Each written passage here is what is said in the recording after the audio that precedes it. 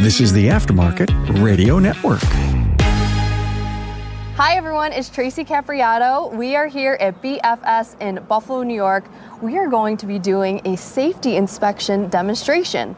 I am here with Tom Herrmann. Hi Tom, how are you? Good morning, Tracy. How are you? I am good. Tom is with Small Business Safety and Compliance Company. Yep. I got it. So awesome. What are we going to be doing today, Tom? Today we're going to do a mock OSHA inspection. We're going to take our checklist that we've developed over a number of years. We're going to walk through the building and ensure that everything that would be safe is safe. So we're going to look for things like exit signs, and we're going to check the eyewash, we're going to check the path to the exits, those kind of things. And we're going to use our checklist to document everything and provide that to the owner. So if there are any what we call flagged items or issues that are discovered, we'll be able to report that to the owner. He can go back and correct those. Now, how often should a safety inspection be occurring with the shop? There's two choices. What we recommend and what should be done is a monthly inspection, a mini version of what we're doing, which is a one-page document, checking the things we check at real quick, extension cords, exit signs, and acetylene tanks, those kind of things. But a full-scale safety and mock inspection, we try to do those twice a year for our clients. Okay, awesome. All right, let's get to it. Great, looking forward to it. Hey, take your auto care center to the next level, the gold level, with the NAPA Auto Care Gold Certified Program. This program is for the best of the best who can provide a consistent consumer experience and earn the trust of returning and new customers. Talk to your NAPA sales representative about how you can become a gold certified shop. So what we're going to do is we're going to walk around the building and do a visual inspection of everything and answering the questions on our checklist. Okay. And these questions have been developed using the 29 CFR 1910, the general industry standards from OSHA. Okay. As we walk along, we're going to look for things and on our checklist. One of the things we first see here is fire extinguisher.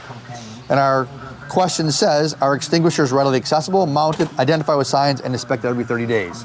So as a reminder, a number of things we're going to find today we have put in place. This is not actually happening. We put these in place for demonstration purposes so the folks who watch the podcast can take this information and go out and look at their facility and do a similar inspection. Great. Okay? So the first one we look at is the sign above it. Okay. Very good, and it actually has two, which is great. So if you're looking around the shop, you can see that nice and high.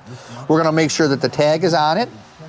This is called a pin lock. We're going to make sure this lock is in place for the pin. So if we pick up the unit, it doesn't squirt our shoes.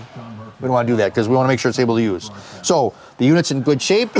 We check the bell housing, nothing inside, no dents or damages, and we're going to check the back. And you'll note there are 12 blocks on here that say date and buy. So today's date is May 16th. I'm going to take out my pen. This is ABC Dry Chemical. It was inspected of August of 23, so it's due August of 24. So every 30 days, here's October, November, December, January, February, March, April, May. We're going to do 5/16, and my initials are TJH. Every 30 days, you can document that to make sure everything's in good, including fully charged. You want to make sure that little yellow needle is in the green. Overcharged and undercharged are both bad. And again, when we talk about extinguishers, we have a couple options. We have a good evacuation plan. You don't need these extinguishers per OSHA, but if you have the extinguishers, we need to train people. We recommend that once a year to do a training on extinguisher use. For small fires, anything that's above and beyond, always evacuate and call the fire department. The first thing you do. But these are here for their use. Make sure everything's in good shape, and we'll check those throughout the building. How long does this fire extinguisher, how long will it last? It depends on the size, again, and what happens here a lot of times is, think of this like a box of cereal or a bag of chips. Over time, you open that bag of chips, it's half empty, you're like, wait, where's all my chips? This powder will settle to the bottom. Okay. If you're a super nerd like me, every 6 months you'll take it off, flip it over, and give it a quick hit, and the powder that's been condensed at the bottom will kind of back up to the top again and expand, giving you the full time frame for use in the powder. I always recommend reach out to your local fire company, asking them for some training or some help in that department. If you're a small business owner, reach out to that local company. Many times as a volunteer, but you have to have an invite to them. Come in and see your shop. Okay. I loved how you said that evacuate and call when there is a fire. Absolutely. And that's why you had mentioned it is good to have a relationship with your local fire department. So they are used to your building and they have already been possibly in your building for. Yes, absolutely. Eyewash station. So this is an ANSI standard, and this is the old version of an eyewash. This does not meet the standard anymore. So we look at the 358 is the ANSI standard. I'll go up to that section here in first aid in my checklist, and I'll document this does not meet the requirement and have him get a new one. Okay, so when I say no to the eyewash, I'm gonna take a quick picture of that for our guy. Okay. So you can take pictures and... Yes, this is a great app. Safety Culture out of Australia. So the standard calls for 1 hand, 1 second operation, 10 seconds or 55 feet of travel time. So the problem here is 2 hands. To turn on the water? You gotta turn the water on and pull this little button, which is the wrong place anyways. So the eye wash comes out and it gets both eyes. You would take your hands physically and open your eyes to let that eye wash get in. And it's a 15-minute continuous flow of water. So for 15 minutes, you should be flushing those eyes out. And if you look at most of the safety data sheets now, they will reference the 15 minutes. So we look at this, we can't do that, what the standard calls for. This is a great location. Signage is good the whole bit, but you need to have a plumbed in unit, which is similar to this. So would this be a whole different nozzle on Actually, the faucet? it's a separate unit from the sink. This was good probably 15, 20 years ago maybe, but does not meet the new standard anymore. With OSHA, a lot of times it's not what OSHA recommends, but they will reference a standard like the American National Standards Institute, ANSI. Eyeglasses are a big one. Lift Safety, another one. So safety glasses have to meet the standard for ANSI. Okay.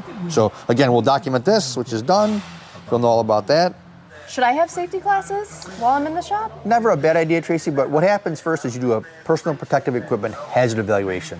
We are not doing anything that's hazardous right now, and we're avoiding anywhere that there's any work going on, purposely for this example, but always it's up to the shop owner to do a hazard assessment and determine when glasses are required or any type of PPE. So in our case, we're avoiding all those, so we don't really need them. Okay. Never a bad idea, though. You can always go above and beyond. So the next thing we come across, I see, Tracy, is electrical panel boxes. And you'll note, on the panel box, he has a great sign. A warning sign indicating that there needs to be 36 inches of clear space. Okay. And that's important because if there's something going on, we need to turn it off.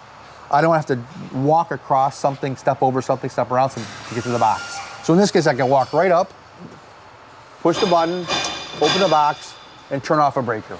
There's electrical hazard going on. And you'll note on the side, if you can see it, they're all identified per the code as well. So every breaker is identified what it does. So again, things like chairs, not a big deal, but again, the sign is a great reminder to keep everything out of this area. A lot of folks will take some paint and mark a box in yellow. Okay.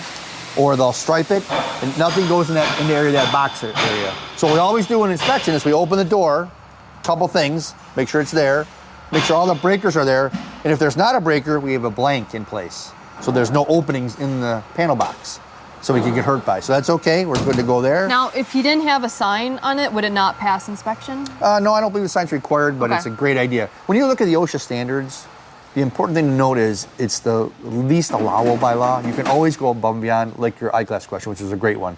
You can always do more. That's what, again, the box is another great idea. It does more. A visual reminder to employees, don't set things in front of the box. Well, when it comes to safety, I feel like you should take it to the maximum level. Absolutely. Full send on safety. Yep. Absolutely. So if again, we'll check every panel box and note again, all the breakers are in place, the blanks are in place, and it is documented what each of them does. Nice. Same with over here. So we're good there. I'll check that box a yes on our checklist. We'll go to the last one. Everything's documented. Everything's in place. And again, we'll note that that's an issue. But again, nothing in front of the box. That's what we're looking for, which is great. So as we walk along there, we're looking for things that just don't make sense or seem out of place. It's just kind of a lot of it's really common sense. And again, if you're a shop owner, every 30 days, this mini version of this should be performed. So, and we're not covering every single thing in our walkthrough, but to do as much as we can. So we have a bench grinder here, another standard. So mounted to the bench, work rest, 1/8 inch from the wheel. You'll see this is more than 1/8 inch from the wheel. So this would be in violation of the code.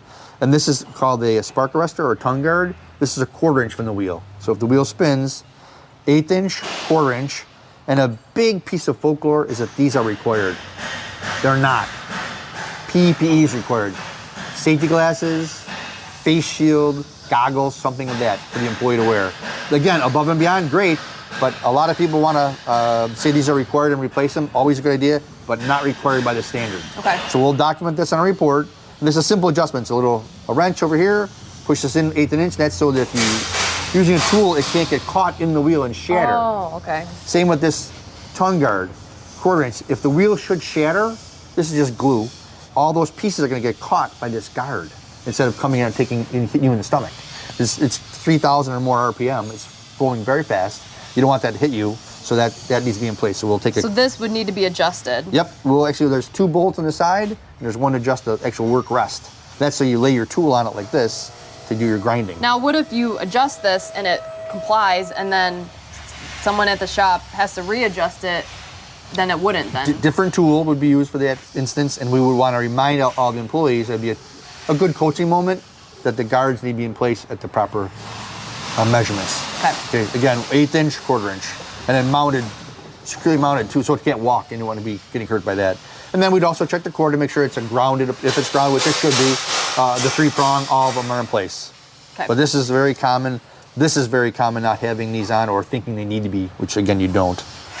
And as a reminder, we did bug this a little. Yeah, we always bugged do, a yeah. little demo. Yep. Actually, our shop owner is very good about compliance, so we had to go through the shop a little bit and make some things up, if you would. Just for demo. Again, the idea is we want people to learn, and a lot of people are visual learners. If they see it, it makes a difference. So on our report, if you'll notice, this is right from the OSHA Code of Federal Regulations on machine guarding. So it tells you the distances, and if you also note here on the right, eye shield optional.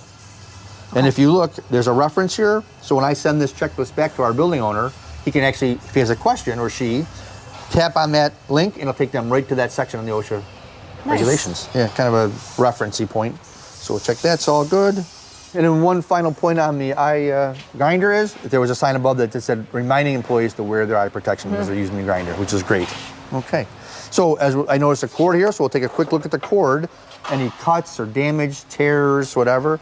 Also that the end is completely covered. So we're looking at this. If you look here, there's a minor tear. Oh, okay. So we have exposed wiring on the cord.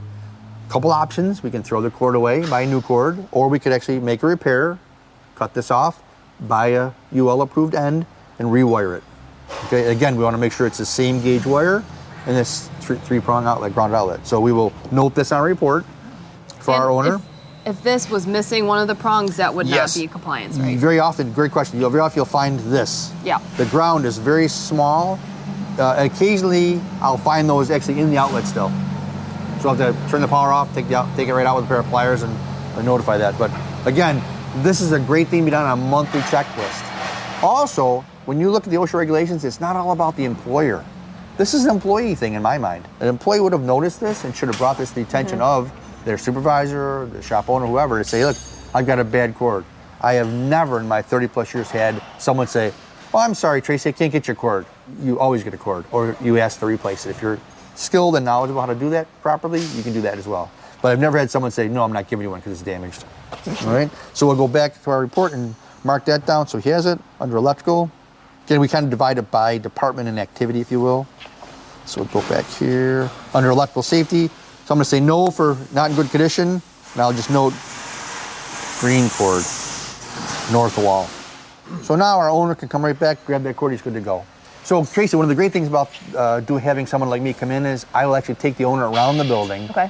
In addition to showing him the report and emailing it to him, I'll take this home today and I'll add my note to my notes. So it's a little more comprehensive, but I'll actually walk him around and say, this is the cord I'm talking about. I liked how you said that if an employee saw that cord, it should be their responsibility to bring that to attention. So it is important to not only educate the shop owner, but also the employees about safety and what things to notice and to bring to attention. Absolutely, great point. There's ownership on both sides. Right. You know, and the same thing at home. You wouldn't have that at home. So here we have a couple of floor jacks, and I'm going to roll it out. And what I'm looking for here is the capacity. I don't see it readily. So I'll make a note under machine section of my report that I did not clearly see or easily see that the capacity, every jack and jack stand has to have its capacity legibly marked on the unit. Oh, how much weight? Yep. Because think about it, we talk a lot about in our meetings about having young people come into our business. They want to make sure that if they're picking up a 3-ton vehicle, they have a 3-ton or larger capacity jack. We don't want to take a 1-ton jack out for a 3-ton vehicle. Okay. Unsafe. So it's all documented. So would this need a new sticker? Yep. Then, okay. We want to label it. Oh, good. I might just clean it up or check the sides. Again, very visual. We're looking for easy visuals. So we'll document that. A couple of things I always do too is when I'm done, I try to put things back where I found them, you know, where the guys used to them. So we'll get that in here. So I'm looking at this yellow extension cord. real quick on the floor. No cuts. I don't see anything visual. It jumps out at me. It's plugged in there fine. There's two different ones here, so I see. If it's not plugged in anything right now, I'll unplug it to make sure the grounding is there. But it looks like they're using it, so I'm not going to bother. I don't interrupt activities, or if I have a question, I'll ask a technician. Okay. I don't take liberties if possible. If it was not being used, I would actually unplug it and check that end again, like you said, because they get caught a lot. So what you notice here is they have a ground fault circuit interrupter, like you'd have at home. Bathroom, kitchen, laundry area. And that has the test and reset buttons on it. So what we would do is, again, I'm not doing it today because there are items plugged into it, but we would test and reset that. And to do that a lot of times, I will take this device. Oh. Circuit tester. So what I'll do is actually plug this in, and you'll notice there's 1, 2, 3, 4, 5, 6 different ways it can light up. 1 is good and 4 are bad. So we'll plug it in real quick. We're looking for this to show that we have 2 orange lights. That means the circuit is properly wired. Okay. And I don't do this every single time, but I will randomly check a circuit to make sure it's properly wired. And probably out of every 4 inspections, I'll find one that is improperly wired, and I'll bring that to the attention of the building owner. This also has a button to actually, you can press this, it will actually trip the circuit. Oh. And the idea is here, if you, like it's your home and bathroom, again, situation, or a kitchen, a lot of wet areas, anywhere there's water nearby, a ground fault will protect you from being electrocuted. It measures electric on both sides, and then it shut it off in 1/40th of a second. So you get a small tinkle, but not really a big thing. So periodically we'll use this to test the circuit. Another one, we move this box down a little bit to block the extinguisher. Same thing, so we want to make sure all those extinguishers are accessible. You see all the items in front of the extinguisher, we put in place there to let this be a good example of what not to do. So you would want this cleared out? We want to get, yeah, we kind of use the same 3-foot of clear space we use. I use it a lot of ways. Doors. If you have a doorway leaving the building, you'd like, if the door is 3 foot wide, 3 foot of clear space to the door. So if you have to evacuate an emergency, you can get right out. We're not stepping over the broom or the garden hose, or whatever. Same thing. If you have people who are trained to use extinguishers, a lot of folks use the PASS system. I think your dad mentioned earlier. PASS. Pull the pin, aim the extinguisher, squeeze the handle, and sweep the base of the fire. Okay. That's kind of the basic of your annual extinguisher training.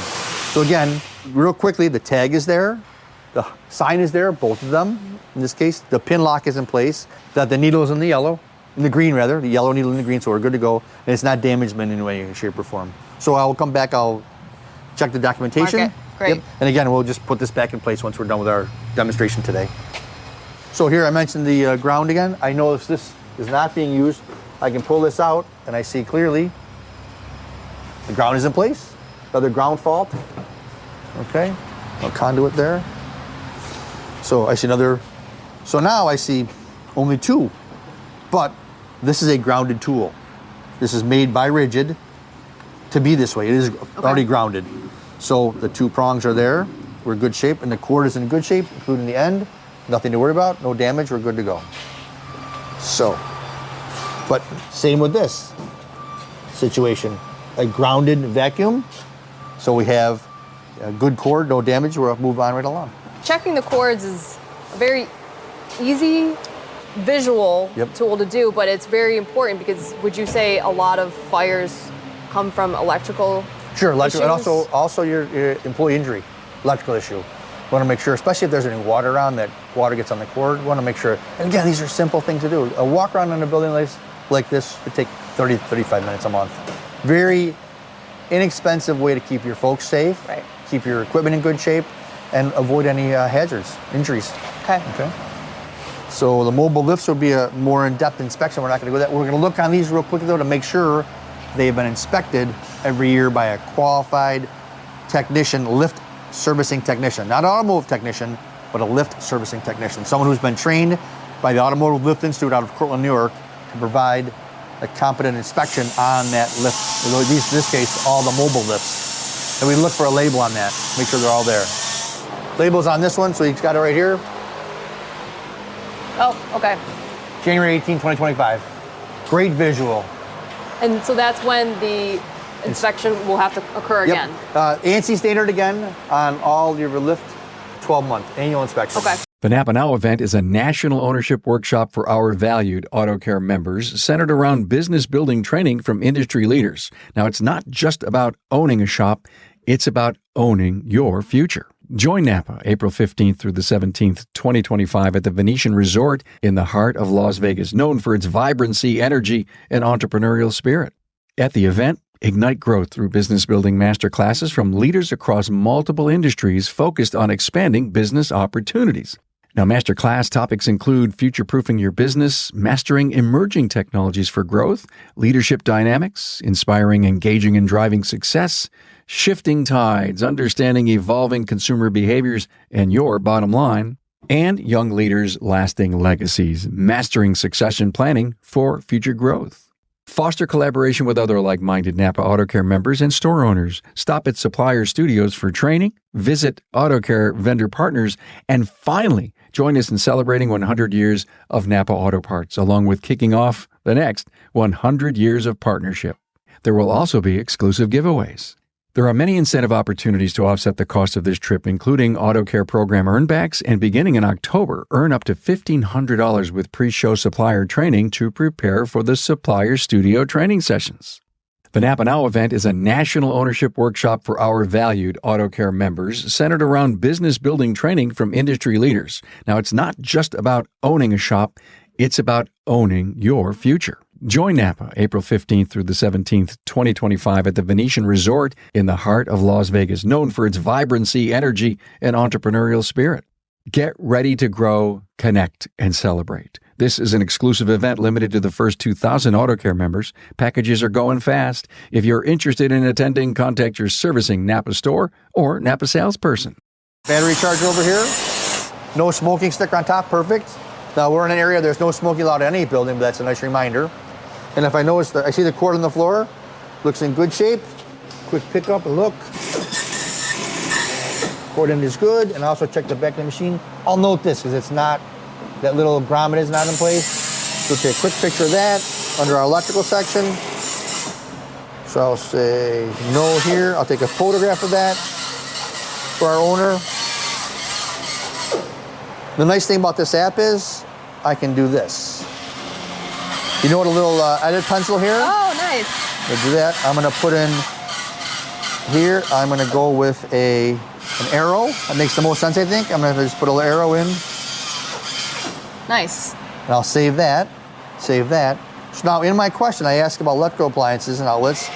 I said no, and I'm gonna have that photograph there. It'll show them right where the problem is. Okay.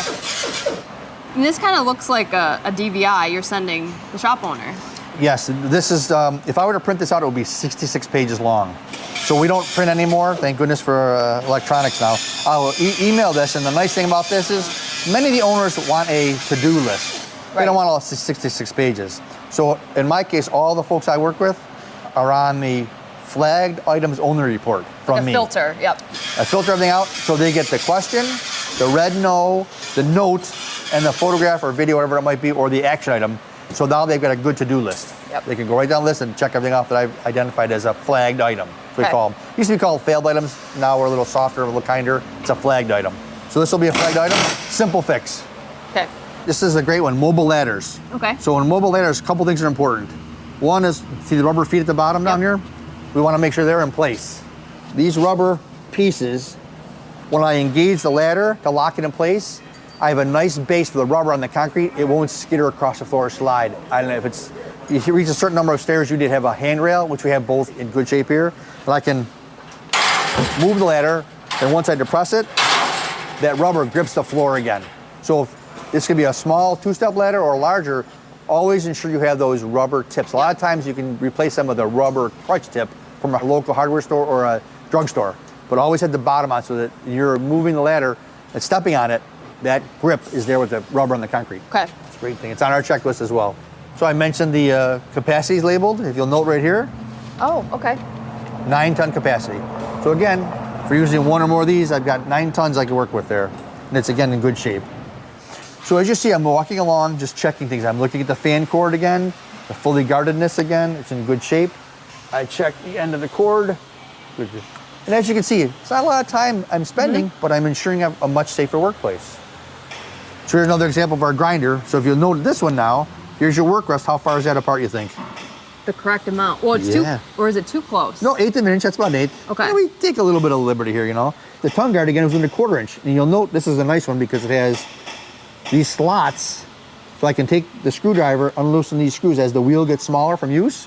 I just slide it right down. To keep adjusting. Yeah. And as you mentioned a great point earlier, going above and beyond what OSHA requires, we have our guards. Don't need them, we have them in place though. And again, this wheel can adjust this real quick.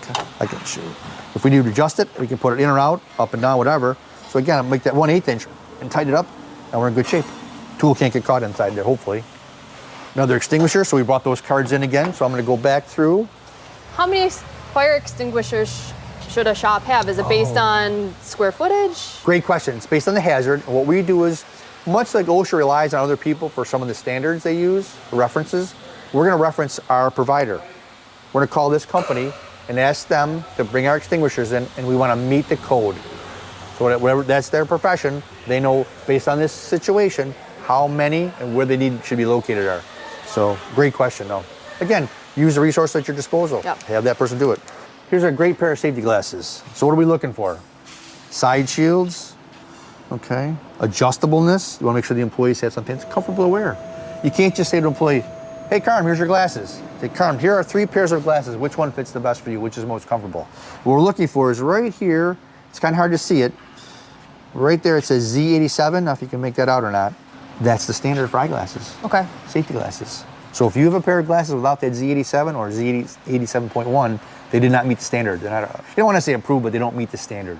Because as an agency, OSHA, under the federal government, does not have the authority to approve anything. A lot of people will come in, or some people should, I should say, come in and say, they have an OSHA approved first aid kit. There's no such thing.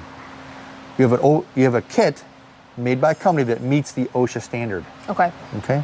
So again, safety glasses is Z87, 87.1.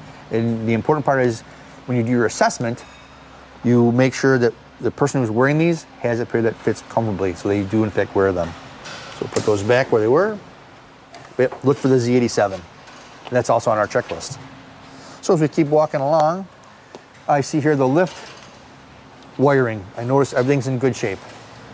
Everything's tied up nice and tight. I see the inspection certificate here, 12/28/24, so it's been inspected in the last 12 months by that company. Everything's in good shape here, no leaking, we're good movement. And we check all those lifts each time. Nice. So there's about 14 on this shop, I think, or more. What about this sign up here that says fire extinguisher, but there's not a fire extinguisher? Yep. So I think that's was relocated. We put that in place. So we're gonna take that one and move it over there above the other one. And also you'll note above the emergency lighting every 30 days as well. So what that is designed, if there's a reason the power goes out in the evening and it's dark in the building, those lights will come on. You'll see they're pointed down to identify any hazards. A floor jack in the way, a tire in the way, get to that nearest exit. And if you look back toward the open door, you'll see the exit light over there with the emergency lights on the side of it. Those will also, power failure, those will light up. In this shop, they're all tied to the same breaker, two-way breaker. And if you snap that breaker off, killing the power, those will come on, so there's your monthly check. Every 30 days, you check those. A lot of times, if they're low enough, you can use a device like this. This is used for smoke detectors, emergency lighting, those kind of things. And it's, if you're old like myself, the old days of car antennas, it just extends out. And I can take and actually push the button to test the light to make sure the battery's working. And again, every 30 days. This has a magnet tip on the end of it if you need it. But it's great if you want to check the smoke detector, it's above your reach. Don't need to get a ladder. I can use this and push it. That's a little above my height though, but most shops are a little lower. So this is a great tool for that. What else do you have in your pockets, Tom? Are you going to be pulling out an umbrella or something next? Mr. Gadget, no. Just one more thing. Voltage detector. But great question. So this one has a little flashlight in it. And also it checks your voltage. So I can go to outlet. Again, much like the GFCI checker, I will check periodically if I find open wires or open boxes to check your power. When I identified that to the owner and say, hey, you got an open box here, let's get that taken care of. I know with the exit sign that you had mentioned by the door, it is important to have the lights working behind it, right? Yes. To illuminate the exit. Same situation, what we do is it's powered electrically, but use the tester, push the button, it cancels the electrical power and puts the battery on. Gotcha. And that's, many times it'll be like a cordless phone battery, a couple of batteries plastic together with a wire going to the unit. So when the power goes out, that still illuminates, and that's a standard. So parts washers, many shops have a parts washer with mineral spirits or solvent. Couple things I want to make sure is, this is a lead link. In the event of a fire, this will melt. It will cause the cover to come down, hopefully extinguish the fire.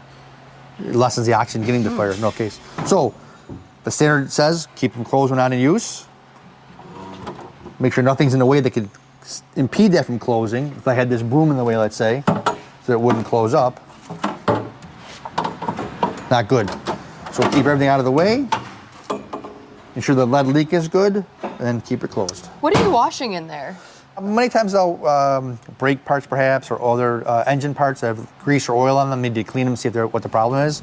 They'll wash it. They have the brush and the hose where the fluid will come out.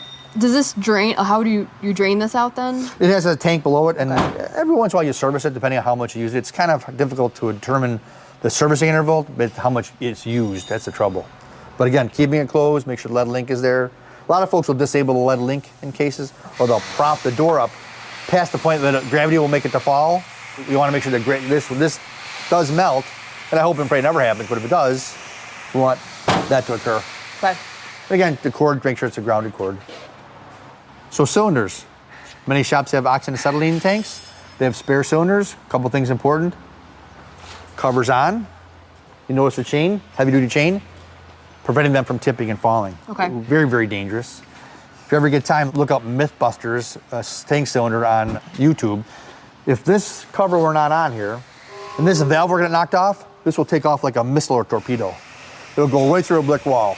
Whoa. Yeah, very dangerous. And a very high fine from OSHA if you're caught doing this. So in this case, it's great. He has them all chained up, secured so like they won't fall.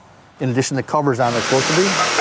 Also important, we don't mix oxygen and acetylene. We want to keep them 20 feet apart, or a 5-foot non-combustible wall. Okay, keep them secured. So again, many places will have at least one set on the tank, on the cart, and they have spares as a backup. Make sure they're secured and separated properly, stored. Very important. Through a brick wall. Woo. Oh yeah, check out that Mythbusters, it's pretty impressive. So let's just do the exit door thing and we're good to go, right? Okay, so we talked about emergency lighting before. Here's a classic design of emergency lighting. The red light's on, says should be working. I'm gonna push that button and I see they're on. I usually give it a 4 or 5 second test. And once a year you should test them for 90 minutes. And what that does is it drains the battery completely and puts it back up again. Kind of cycles through the battery. So again, just a quick check to make sure it's working. So now we have this hallway here. A couple things in the way, so I want to make sure they're, and he's picking them up now, and we put a couple in place just for this demonstration. Gets us out the exit sign right there. If we go, we'll check the same thing. On the side, I'm going to push that button, and you note how it went out for a split second. Watch the exit part. Notice how it went out for a split second? That was me turning off the electrical power and make sure the battery, which is on either side of this, kicks on. So this is a combo unit, so now, give it a quick 5 count. I know that the battery is working. So if the power goes out, it's pointed down the hallway and pointed toward the door. Now you said to cycle through a 90-minute drain. Once a year. How would you do that? Well, I don't do it as a rule, but the trick they tell me is you bring a drywall screw in, depress the button, put this drywall screw there to hold it depressed, go do your checks, watch your watch, set your timer on your cell phone, 9 minutes, come back and take that, it'll recycle itself. Okay. So it's a great question. And again, it goes back to our evacuation plan. If you have 11 or more folks in a building, we have an evacuation plan. We practice the plan. And then I'll cycle back to my discussion earlier with you about home too. Mm-hmm. You know, you've got kids at home, grandma, grandpa, aunts, uncles living with you, staying overnight. Where's your meeting place? Right. We're going to go to Tom's house or Carm's house. We're not going to cross the street. We're going to go over there. We're not going to call from our house. We're going to call from Tom or Carm's. We're going to bang on the door at 4 in the morning and say, there's a fire at the house. Use the phone next door to call the police, or use our cell phone. Don't call from there. And an important thing is, with the kids, little ones especially, you want to remind them, don't worry about the dog, don't worry about the fish, the cat, whatever. You get out of the house first. We're going to call the fire department, call the professionals to come in and fight the fire. Houses can be replaced. People can't. So that's it. That's kind of our quick tour of a safety inspection. That's a mini version. Again, what we want to do is, if you go to my website, there's checklists available all through the websites anywhere in town if you do a search. All right, so here in New York, there's a carbon monoxide law. You have to do a carbon monoxide detector. So here's the detector. You see it's 0, and there's a test button. You'll get a beep, 4 beeps, and a beep. It's cycling through. You see the lights color changing. 1 more beep, and we're good to go.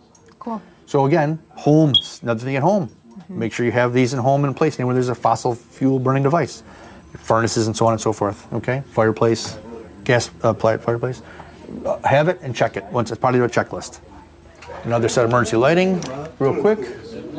Works. I mentioned earlier about the clear space. So here we have a door, 36-inch or larger door. Look, if you notice the space, is that clear? And if I walk out, no step, the door fully open, and there's nothing in my way.